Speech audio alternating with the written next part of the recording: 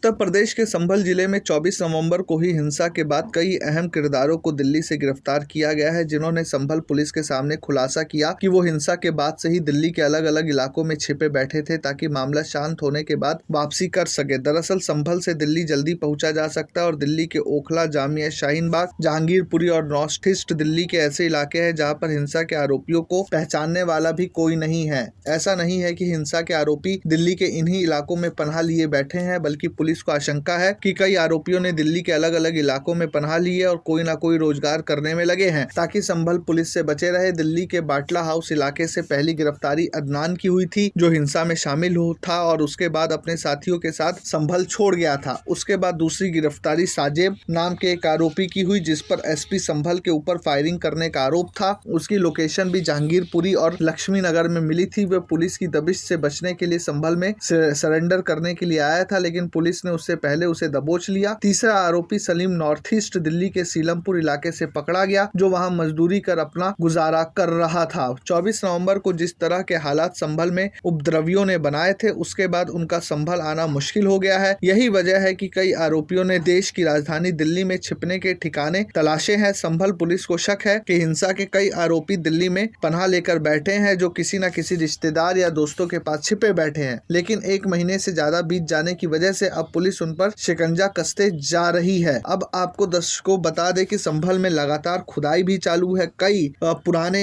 हिंदू देवी देवताओं के मंदिर मिले हैं। संभल में जिस तरीके से हिंसा हुई, वह कहीं ना कहीं इस बात पर सोचने पर मजबूर कर देता है कि क्या भारत से अब गंगा जमुनी तहजीब खत्म होती जा रही है, वसुदेव कुटुंबकम का सिद्धांत खत्म होता जा रहा है। क्या अब भारत की राजनीति धर्म पर आधारित हो गई है, या भारत अब सिर्फ धर्म के सहारे ही अपनी राजनीति को आगे बढ़ाने वाला है? और क्या वाकई जामिया, ओखला, शाहीन बाग, जहांगीरपुरी जैसे तरीके जो क्षेत्र हैं वो दंगाइयों, उपद्रवियों और सनातन विरोधियों को छुपाने का अड्डा बनते जा रहे हैं? क्योंकि यहीं से संभल में जिन लोगों ने उपद्रव किया, जिन लोगों ने गलत फहमी फैलाई, संभल को जलाया, वो लोग यहीं पर छिपे हुए मिले हैं। Bureau report, प्रजाहित।